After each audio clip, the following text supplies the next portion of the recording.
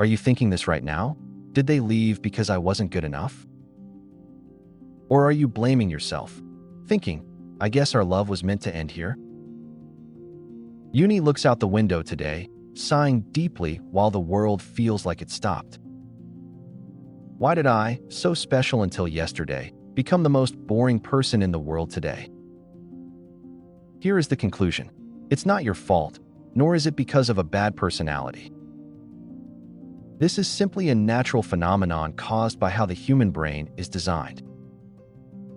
Today, through Uni's life, we'll uncover the secret of why we get bored so quickly.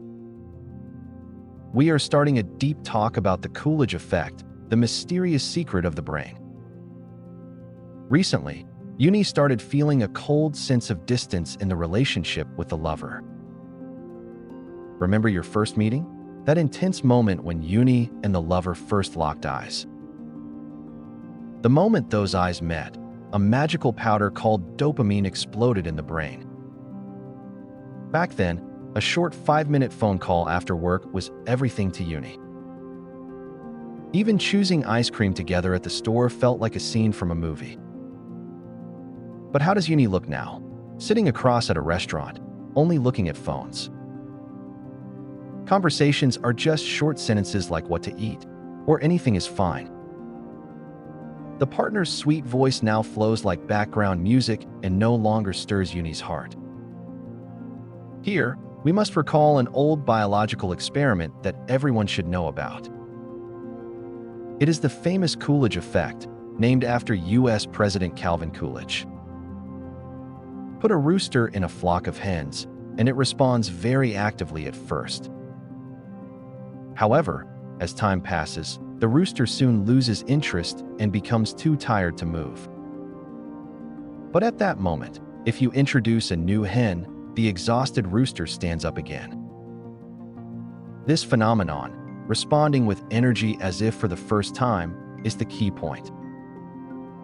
Surprisingly, the human brain is not biologically different from the rooster in this test. The brain has a cold filter that stops releasing dopamine for familiar stimuli. Even in Uni's work life, we see this phenomenon repeated in exactly the same way. Think back to when Uni first joined that desperately desired project team.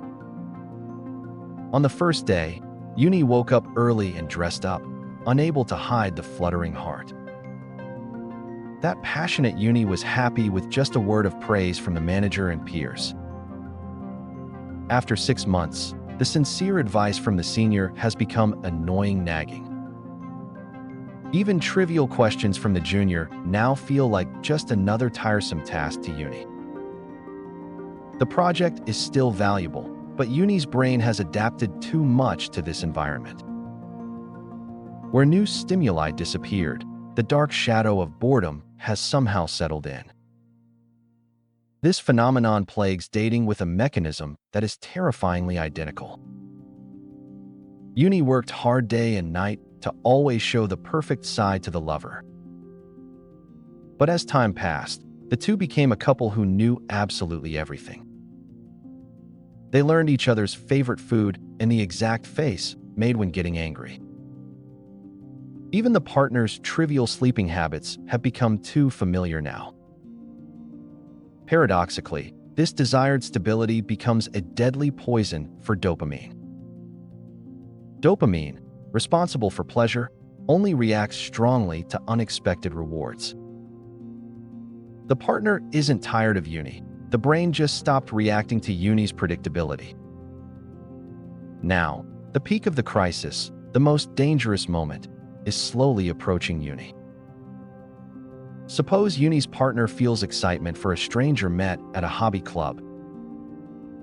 Upon learning this, Uni will be overwhelmed by betrayal and sadness, losing sleep.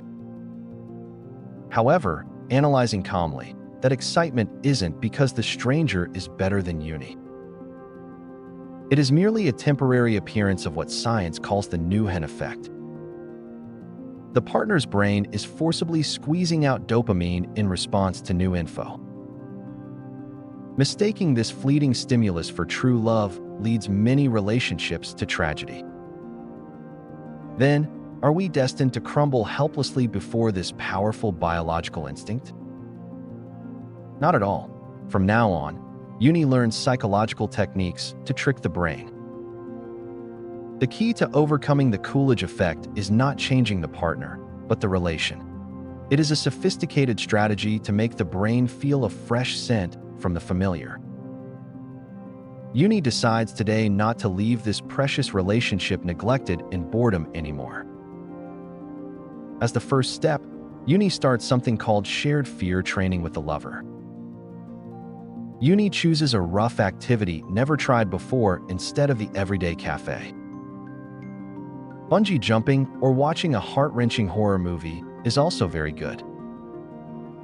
Or climbing a very steep mountain until you are out of breath is an excellent method.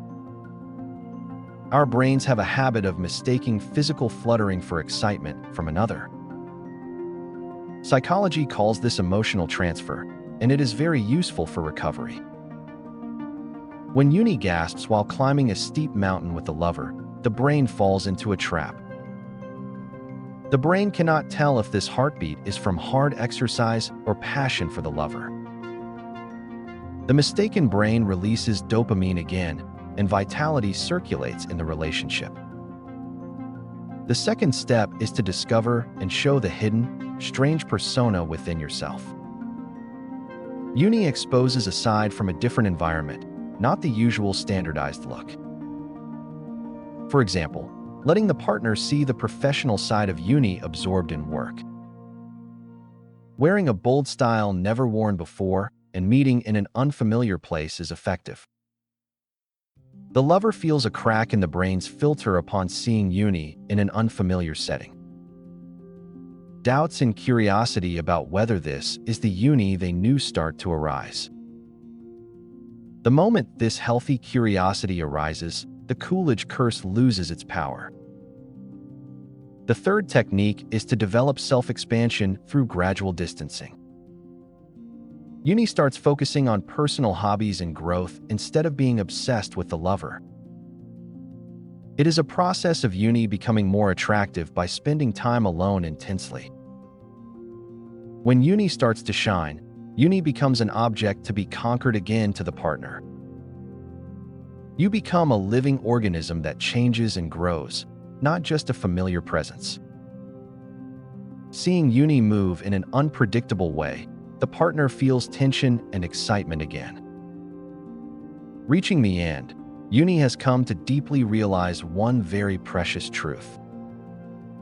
A burnout period is not a death sentence for love, but a signal from the brain. Do not ignore the brain's cry that a new stimulus is now needed in the relationship. Do not make the mistake of thinking this signal means simply changing the partner. Instead, accept it as a message to completely change your boring daily life. Now, Uni and the lover look at each other, exchanging deep gazes once again. Even if it's not the same explosive flame as the first meeting, it is a sturdier love. It is a love that emits a deep scent, ready to be painted with new colors anytime. They have entered a stage of mature love that understands and overcomes instinct. None of you should ever belittle yourselves just because someone got tired of you. You are a precious person who was, is, and will be beautiful and worthy. The partner's brain just fell into a deep sleep, deceived by repeated familiarity. Wake up the sleeping brain by practicing the psychological methods Uni showed today. Get up from the comfortable bed of familiarity and breathe the fresh air of strangeness. When you breathe that air together, our love will finally be reborn in its complete form. Uni and I will sincerely support you so your cooled love can burn passionately again. Lastly, I will summarize Uni's 3 psychological methods you can practice now. First is exposing yourselves to unknown environments. Leave for a new place once a week. The tension provided by new activities forcibly ventilates the brain's dopamine.